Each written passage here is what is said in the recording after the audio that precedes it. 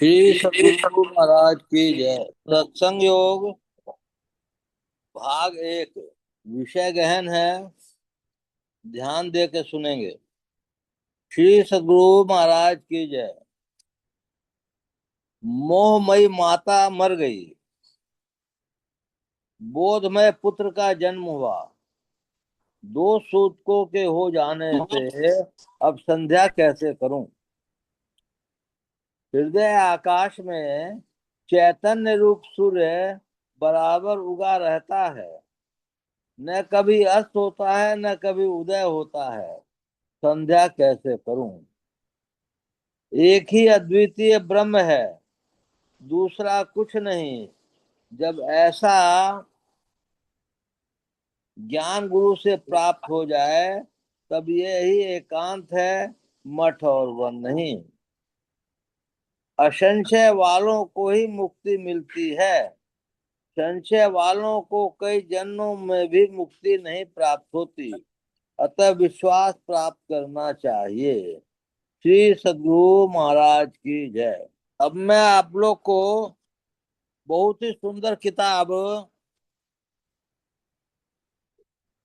सर्वधर्म समन्वय संतमत से महर्षि संतसेवी परमहंस जी महाराज के द्वारा लिखित किताब से आप लोगों को सुनाता हूँ।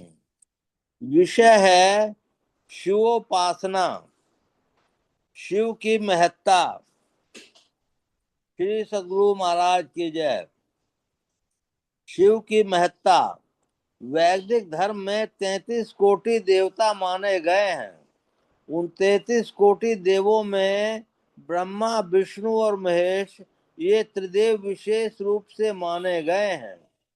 जब जिज्ञासा हो कि इन तीनों में से कौन बड़े हैं, तो उत्तर में निवेदन है कि स्कंद पुराण में इस संबंध की एक चर्चा आई है। एक समय ब्रह्मा और विष्णु आपस में वार्तालाप कर रहे थे। बातचीत के क्रम में ब्रह्मा अपने को बड़ा कह रहे थे और विष्णु अपने को। दोनों में द्वंद्व पैदा हुआ और वाक युद्ध शुरू हो गया। जहाँ ब्रह्मा और विष्णु दोनों आपस में इस तरह का वाद विवाद कर रहे हैं, वहां दोनों में कौन बड़े कौन छोटे निर्णय दे तो कौन। दोनों में वाक युद्ध हो ही रहा था कि दोनों के बीच में से एक स्तंभ पैदा हुआ। वह अग्निर्मय ज्योतिर्मय था। उस ज्योतिर्मय स्तंभ को देखकर दोनों स्तंभित हो गए, चकित हो गए, सोचने लगे कि यह क्या हुआ। ब्रह्मा जी हंस पर बैठकर ऊपर आकाश की ओर चले और विष्णु जी नीचे पाताल की ओर चले, यह पता लगाने की आखिर इसका और छोर कहाँ है। कुछ देर बाद ब्रह्मा जी ऊपर से नीचे लौटते हैं और विष्णु जी भी नीचे से ऊपर की ओर आते हैं। दोनों का मिलन होता है। ब्रह्मा जी ने कहा, ऊपर में कहीं अता पता नहीं चला कि कहाँ अंत है। विष्णु जी ने कहा, नीचे मुझके आरंभ का कुछ पता नहीं है। अंत में दोनों ने निर्णय किया कि हम दोनों में से यही बड़े हैं, अर्थात उन्हीं का नाम हुआ महादेव। यूं ही सभी देव कहलाते हैं, लेकिन भगवान शंकर और महादेव को संज्ञा दी गई। महादेव अर्थात बड़े देव। शिव का स्वरूप। भगवान शिव भी श्री राम और श्री कृष्ण के तरह निराकार ब्रह्म के साकार रूप हैं, ऐसा सदग्रंथों के अध्ययन से पता चलता है। जो अचिंत्य है, अव्यक्त और अनंत स्वरूप है, कल्याणमय है, प्रशांत है, अमृत है, जो ब्रह्म अर्थात निखिल ब्रह्मांड का मूल कारण है, जिसका आदि मध्य और अंत नहीं, जो एक अर्थात अद्वितीय है, विभि और चिदानंद है, रूप रहित और अद्भुत है, उस उमा सहित अर्थात ब्रह्म विद्या के साथ परमेश्वर को समस्त चराचर के स्वामी को प्रशांत स्वरूप त्रिलोचन नीलकंठ महादेव अर्थात परात्पर पर ब्रह्म को, जो सब भूतों का मूल कारण है, सबका साक्षी है तथा अविद्या से परे प्रकाशमान हो रहा है, उसको मुनि लोग ध्यान के द्वारा प्राप्त करते हैं। आत्मा सच्चिदानंद स्वरूप परमानंद विग्रह परम ज्योति नित्य निर्लेप सर्वव्यापी और मन में भी ग्रहण करने योग्य नहीं है। यह मेरा ही स्वरूप है जो सभी प्राणियों में व्याप्त है। इस एक आत्मा को सर्वत्र देखने वाला शोक मोह से ग्रस्त नहीं होता। शम दमादि साधन संपन्न पुरुष जब मुझ परमेश्वर को आत्म रूप में देखता है, तब सौ प्रकाश अद्वैत शुद्ध ब्रह्म को प्राप्त होता है, जिसका ज्ञान न बाहर है न भीतर की ओर, न दोनों ही ओर है, जो न ज्ञान स्वरूप है न जानने वाला है और न नहीं जानने वाला ही है, जो न देखने में आ सकता है न व्यवहार में लाया जा सकता है, न ग्रहण करने में आ सकता है, न चिंतन करने में, न बतलाने में आ सकता है, और जिसका कोई लक्षण ही है, जिसने समस्त प्रपंच का अभाव है, एकमात्र परमात्म सत्ता की प्रतीति ही जिसमें सार है, ऐसा सर्वथा शांत अद्वितीय तत्व ही शिव स्वरूप है। उसे पूर्ण ब्रह्म का चौथा पाद माना जाता है। वही पूर्ण ब्रह्म परमात्मा है। उन्हीं को जानना चाहिए। सदुपदेश। भगवान शिव की उपासना लोग अनेक तरह से करते हैं। मुख्य रूप से प्रतिमा पूजन, लिंग पूजन, नाम जप, रूप ध्यान आदि प्रचलित हैं। ये सभी स्थूल सगुण साकार उपासना है, जो साधना के आरंभ में आवश्यक है। इसकी उपयोगिता को देखते हुए इन्हें भक्ति का अनिवार्य अंग माना जाता है। लेकिन यदि इससे आगे न बढ़ा जाए तो परमात्म स्वरूप का साक्षात्कार अर्थात परम कल्याण संभव नहीं है। अतः हम देखना चाहेंगे कि भक्ति या साधना के विभिन्न पहलुओं पर भगवान शिव स्वयं क्या कहते हैं। सत्संग। किसी समय भगवान शंकर ने पार्वती से कहा था, गिरिजा संत समागम सम न लाभ कछुआन, बिनु हरि कृपा न हो ही सो गावहि वेद पुराण। जिज्ञासा हो सकती है कि भगवान शंकर ने जो पार्वती जी से कहा कि संत समागम के समान दूसरा लाभ नहीं है, तो यह लाभ क्या है। गोस्वामी तुलसीदास जी महाराज इसका समाधान इस भांति करते हैं। जब द्रवहि दीन दयाल राघव, साधु संगति पाइए, यही दरस परस समागमादिक, पाप राशि न साइए। अर्थात जब परम प्रभु की अनुकंपा होती है तो संतों का समागम मिलता है और पाप राशि का विनाश होता है।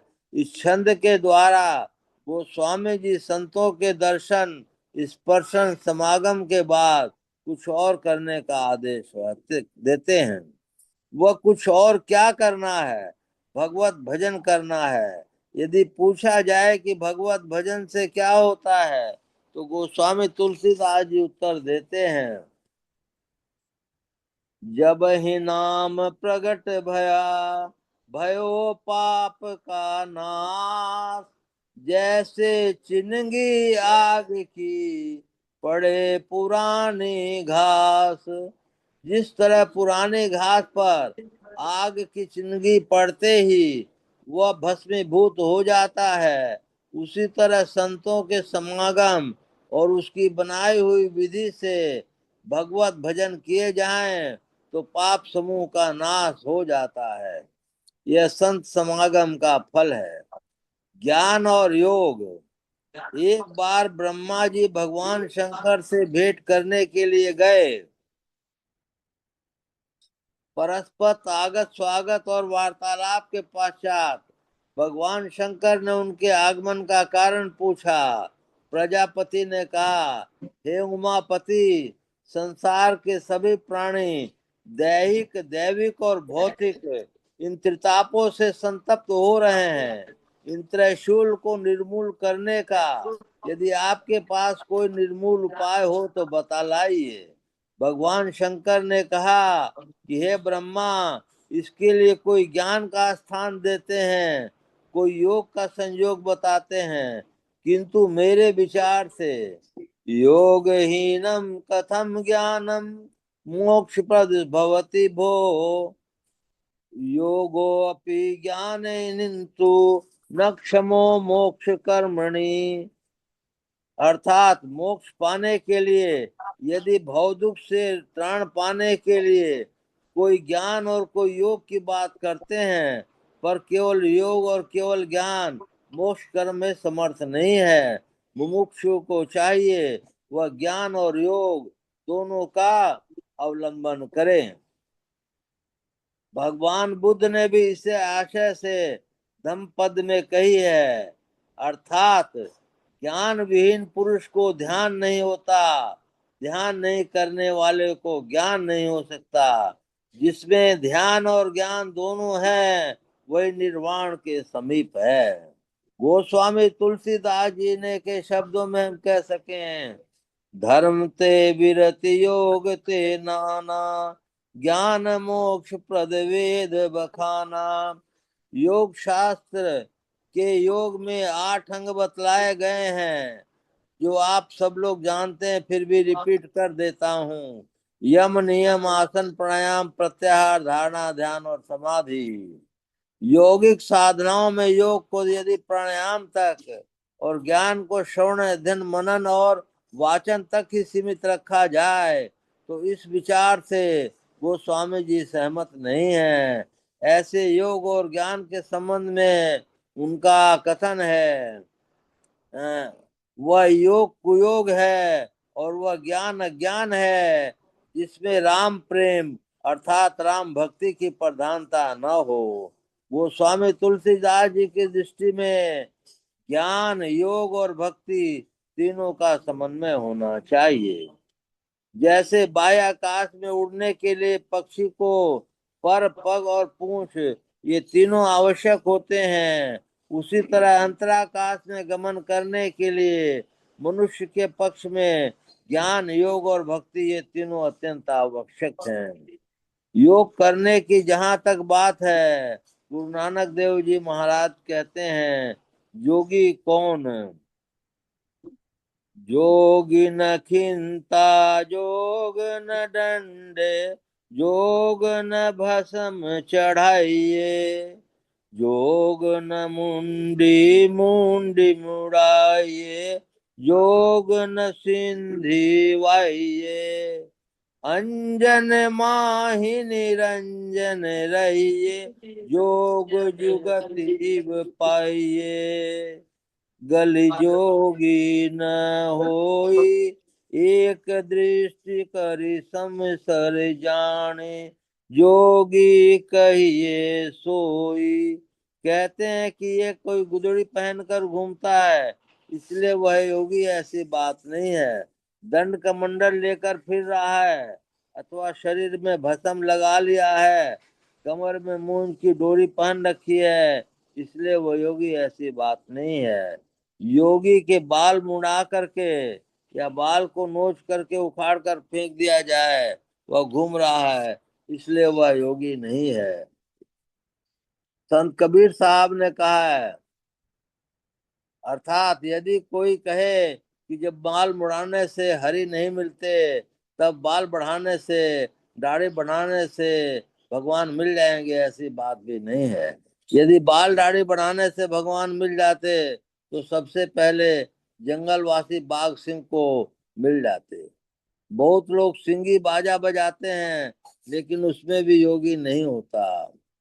बाइबल में लिखा है, शरीर का दीपक आंख है। यदि तेरी आंख एक हो तो तेरा शरीर उजाला होगा, और यदि तेरी आंख बुरी है तो देखो तुम्हारे अंदर अंधकार का कितना बड़ा साम्राज्य है।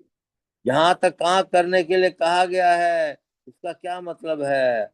हमारी दो आंखें हैं, तो क्या एक आंख को निकाल दें जब दिव्य दृष्टि मिल जाएगी? नहीं, दोनों दृष्टि की धाराओं को मिलाकर एक करने से दिव्य दृष्टि होगी। हमारी दृष्टि की दो धाराएं हैं, वे दोनों समानांतर रेखाएं हैं। समानांतर रेखाएं कभी आपस में मिलती नहीं हैं, पर क्रिया विशेष से गुरु कृपा द्वारा दृष्टि की दोनों धाराओं को मिलाकर एक की जाती है। जहाँ पर दृष्टि की दोनों धाराएं एक होती है, वहाँ क्या होता है? दोनों रेखाओं का मिलन एक बिंदु पर होता है। यहाँ भी दृष्टि की दो धाराएं हैं, एक निगेटिव दूसरा पॉजिटिव। जहाँ दोनों मिलती हैं वहाँ बल्ब जलता है। हमारे अंदर वहाँ बल्ब जलेगा, अंतर प्रकाश मिलेगा। वहीं पर नाद की अनुभूति भी होगी। उसी नाद को पकड़ने के लिए भगवान शंकर कहते हैं, दृष्टि योग से या सगले नसीरा के द्वारा बिंदु को पकड़ो, नाद मिलेगा। जब तक बिंदु को नहीं पकड़ोगे, नाद तुमसे पकड़ा नहीं जाएगा। वह नाद क्या है, इस विषय का स्पष्टीकरण संत तुलसी साहब कहते हैं। उस नाद क्या है, आवाजो गरीब को पकड़कर तुम अल्लाह के पास, परम प्रभु परमात्मा के पास पहुंच जाओगे। यही संतों का ज्ञान है। भगवान शंकर भी इसी नाद को पकड़ने के लिए कहते हैं।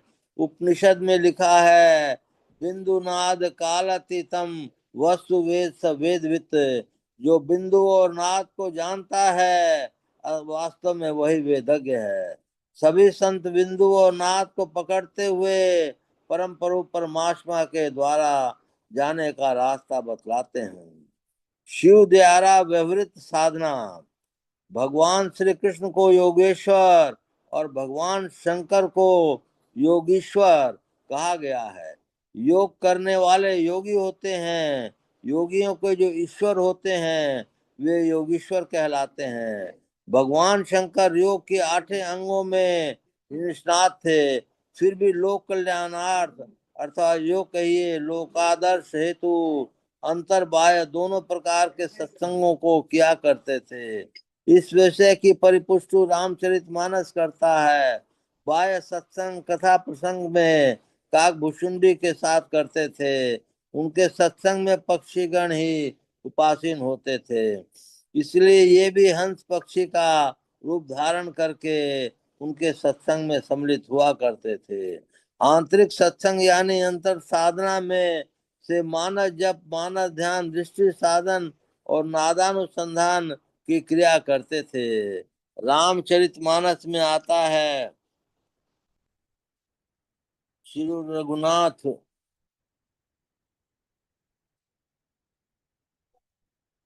यह दृष्टि योग की क्रिया है। इसको सूक्ष्म सगुण साकार उपासना भी कहते हैं।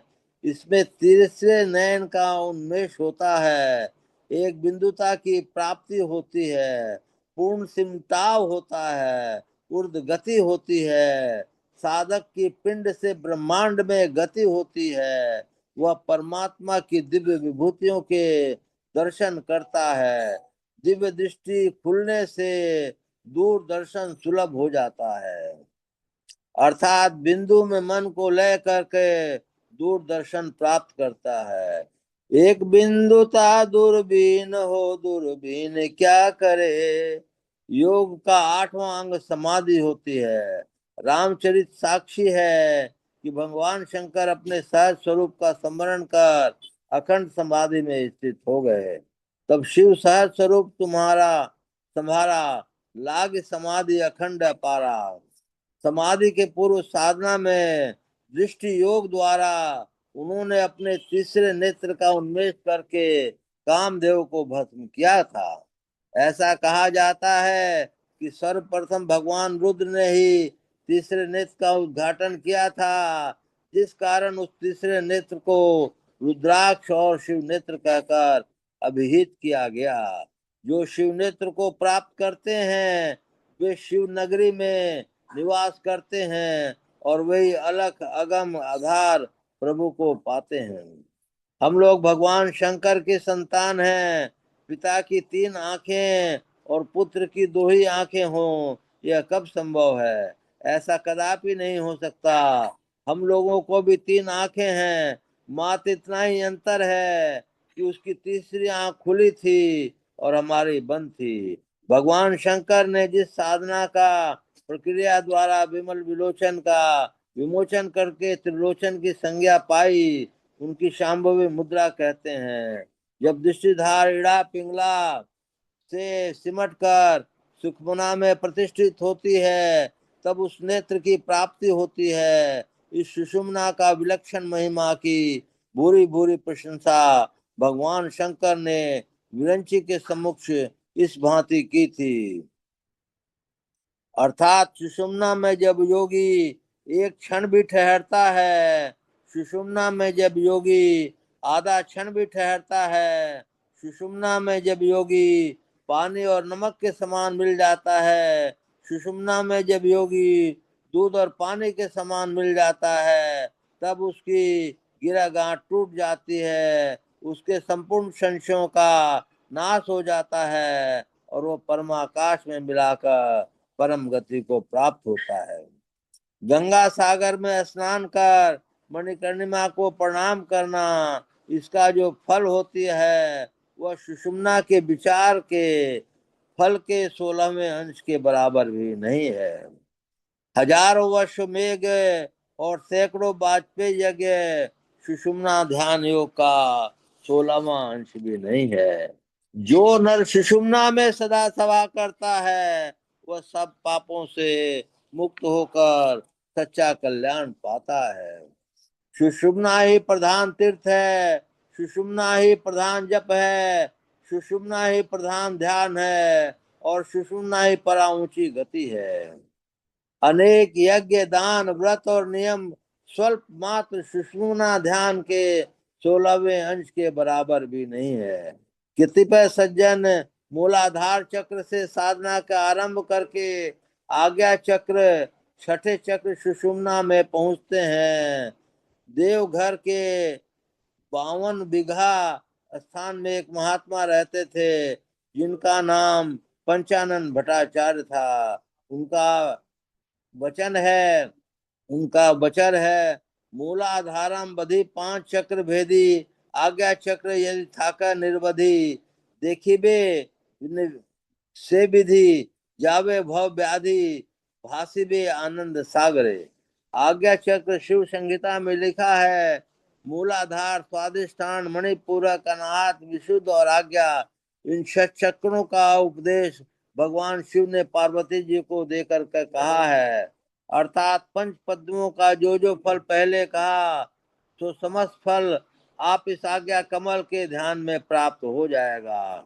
जो पुरुष सर्वदा गोपित करके इस आज्ञा कमल का ध्यान करता है उसका पर्वजुन कर्म फल निर्विघ्न नाश हो जाता है।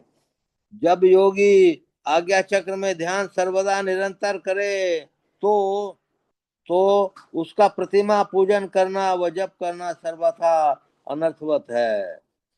श्रीमद आदि शंकराचार्य ने अपने योगातिरवती यंत्र में लिखा है, अर्थात भगवान शंकर ने मनोलय के 1.25 लाख साधन बतलाए हैं जिनमें नादानुसंधान की उन्होंने सर्वोत्कृष्ट बतलाया है। पुनः जिज्ञासा होती है इस नाद को हम कहाँ पकड़े, कैसे पकड़े, पकड़ने को क्या विधि है। अतएव यह भी इस भगवान शंकर से पूछें तो उत्तम होगा। उत्तर में भगवान शंकर बोलते हैं, बिंदु पीठम विनिर्बद्ध नागलिंगम परिस्थितम, अर्थात जो साधक बिंदु पीठ का भेदन करते हैं उसको नाद लिंग की प्राप्ति होगी। संतों की वाणियों में बिंदु नाद की भरपूर चर्चा है, या यूं कहिए बिंदु और नाद के चर्चा से संतवाड़ी भरी पड़ी है। संत पलटू दास जी महाराज कहते हैं, बिंदु में तह नाद बोले, रैन दिवस सुहावहीं। संत तुलसी साहब ने बिंदु को तारा की संज्ञा दी है और कहा है कि अपने अंदर तारा देखने वाले को अनंतनाथ की झनकार भी सुनने में मिलती है। गगन द्वार दी से एक तारा, अनंतनाथ सुने झनकारा। योग साम्राज्य की इच्छा को नादानुसंधान की सामना करना चाहिए। इन शिवालयों में जाते हैं तो देखते हैं कि वहां जलधरी और उसके ऊपर लिंग का स्थापना है। अंतर साधना में साधन को पहले बिंदु पश्चात नाद मिलता है। बिंदु जलधरी है और उसके ऊपर लिंग रूप में विराजित है। लिंग का अर्थ है चिन्ह है।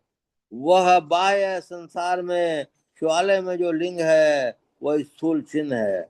महालिंग भगवान शंकर कहते हैं कि स्थूल चिन्ह के बाद और भी हमारा दूसरा चिन्ह है। वह क्या है?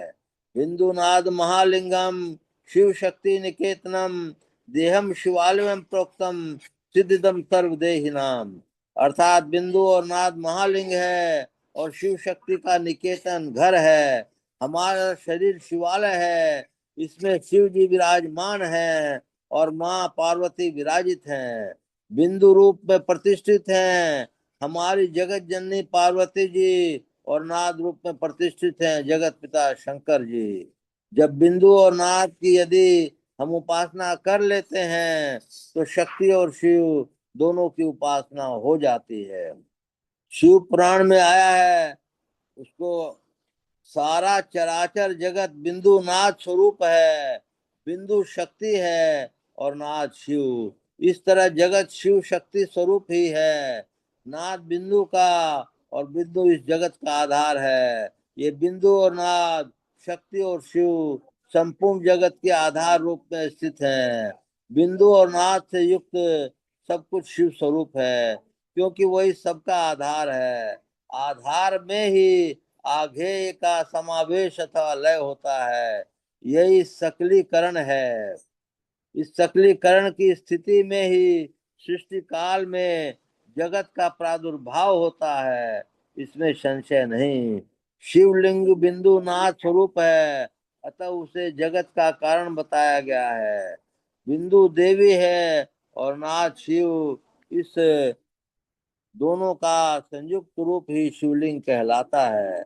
अतः जन्म में संकट से छुटकारा पाने के लिए इस शिवलिंग की पूजा करनी चाहिए। बिंदु रूपा देवी उमा माता है और नाथ स्वरूप भगवान शिव पिता।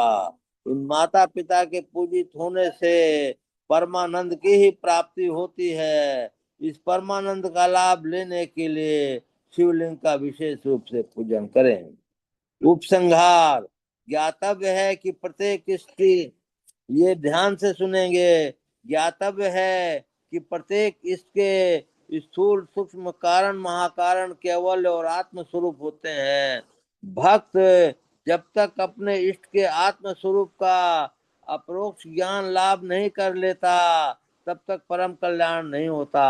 अतएव प्रत्येक उपासक का पुनीत कर्तव्य है कि अपने स्थूल सगुण साकार रूप से उपासना का आरंभ करके उसके आत्म स्वरूप का प्रत्यक्षीकरण करें। इसके लिए पहले मानव जप मानव ध्यान करें, फिर बिंदु ध्यान, दृष्टि योग और अंत में नाद ध्यान सूरज शब्द योग द्वारा परम पद में पहुंचकर परम कल्याण का भागी बने। भगवान शिव के भक्त के लिए भी अपेक्षित है कि उनके स्थूल सगुण साकार रूप से भक्ति का प्रारंभ करके उनके निर्गुण निराकार स्वरूप तक पहुंचे। संतों का ज्ञान बतलाता है कि अपना मन पवित्र करो, हृदय पवित्र करो, तब उस परम पवित्र परम प्रभु परमात्मा को प्राप्त कर सकोगे। इसके लिए खान पान का संयम होना चाहिए, इंद्रियों का संयम होना चाहिए।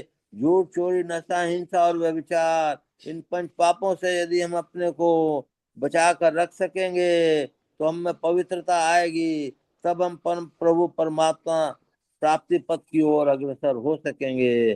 प्रभु की अनुकंपा से जब किसी संत सदगुरु के दर्शन होंगे तो वे मार्गदर्शन देंगे।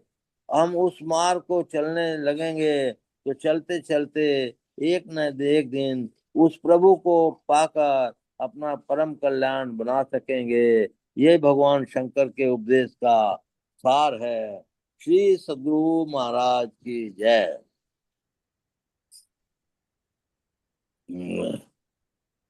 अब आप लोगों में से कोई कुछ कहना चाहेंगे क्या? आशीष, आप कुछ कहेंगे क्या?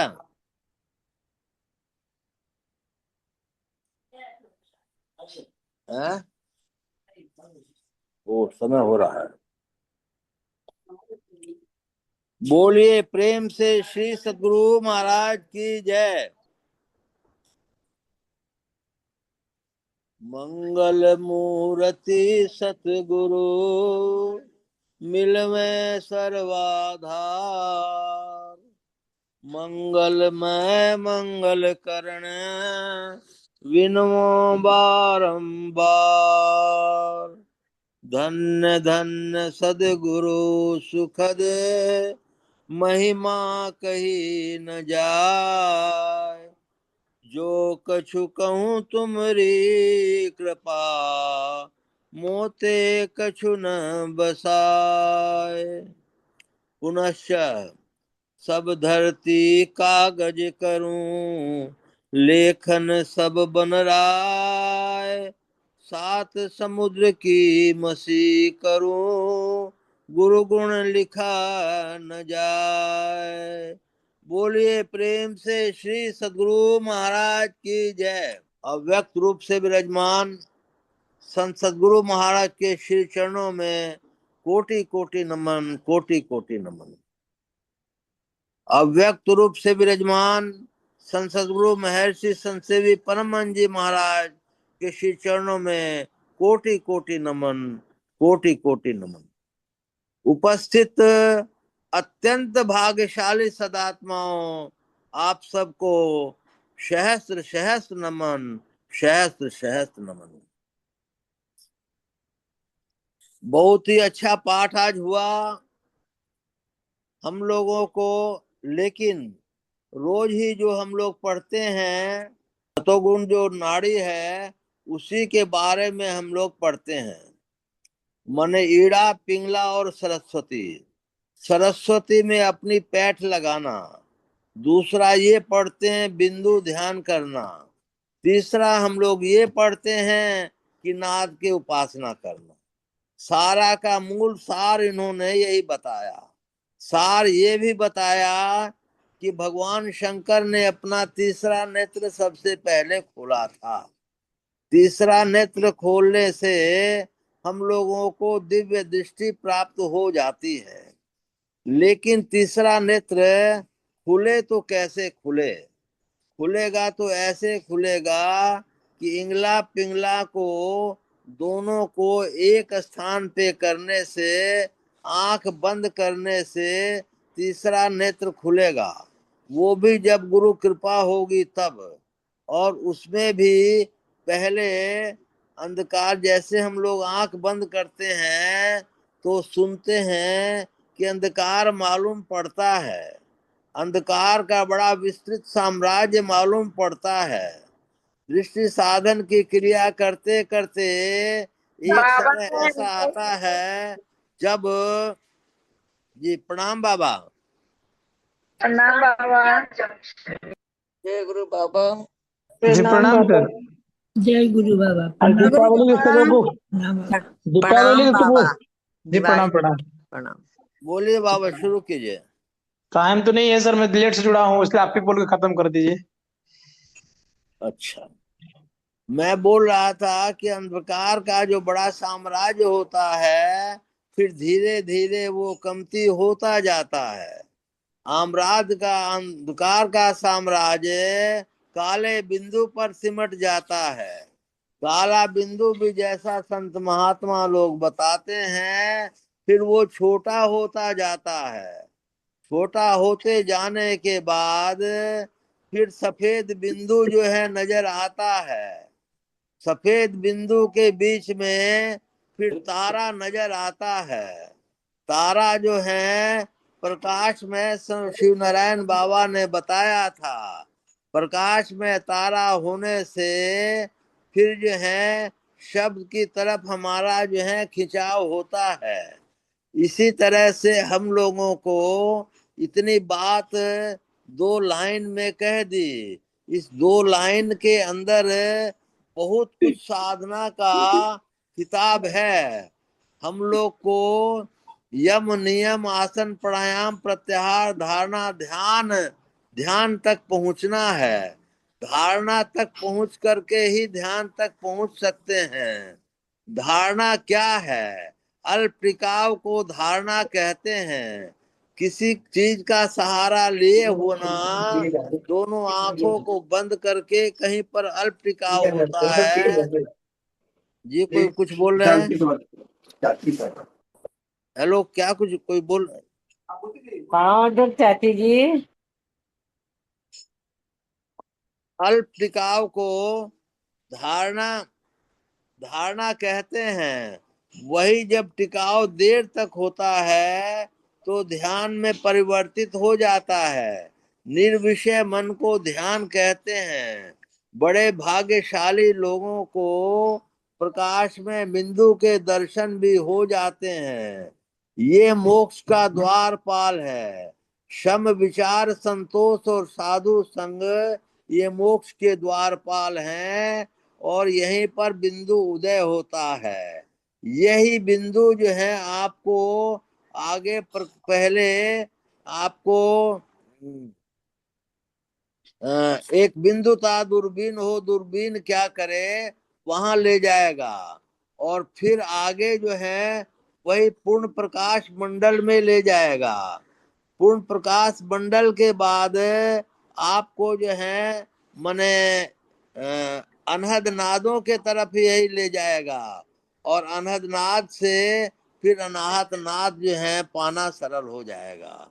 हम लोग कई दफे इसको इस तरह से व्याख्यात कर चुके हैं कि हम लोग सहस्त्र दल कमल में मने अनेक तारों वगैरह के साथ चांद के दर्शन करते हैं। अनेक तारों के साथ चांद के दर्शन करते हैं तो ये सहस्त्र दल कमल में हम लोग पहुंच जाते हैं। सहस्त्र दल कमल के बाद हम लोग त्रिकुटी पर पहुंचने का प्रयत्न करते हैं। त्रिकुटी वो है जो है हमारा अंतराकाश का सूर्य नजर आएगा।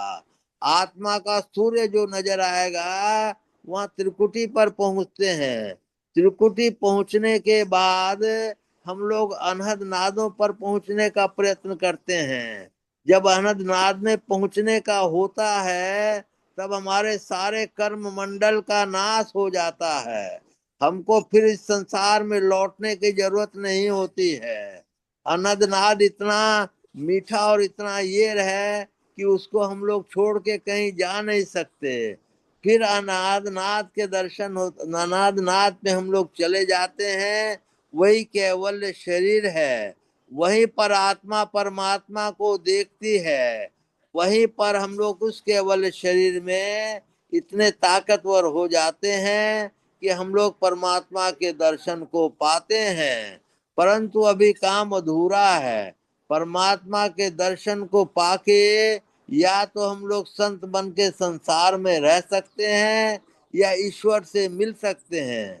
ईश्वर से मिल जाएं तो भी बहुत भला और संत बन के रह जाएं तो भी भला, क्योंकि संत को भलाई के अलावा कुछ करना नहीं है और ईश्वर में मिल करके तो भला ही भला है। इस कारण हम लोग प्रतिदिन सत्संग में आते हैं। आज शिव संहिता का जो पाठ हुआ वो बहुत ही अच्छा है, बहुत ही सुंदर है। उसका विशेष ध्येय यही है कि आप एक बिंदुता प्राप्त करो और एक बिंदुता माने तीसरा नेत्र अपना खोलिए। हम लोग प्रतिदिन ध्यान में बैठते हैं। हम लोग गुरु महाराज के प्रति यदि ये हो गुरु महाराज के प्रति यदि शुद्ध रूप से ये हो और गुरु महाराज की मात्र कृपा हो जाए तो हम लोग जो है तीसरे नेत्र को कभी भी प्राप्त कर सकते हैं। बोलिए प्रेम से श्री सद्गुरु महाराज की जय।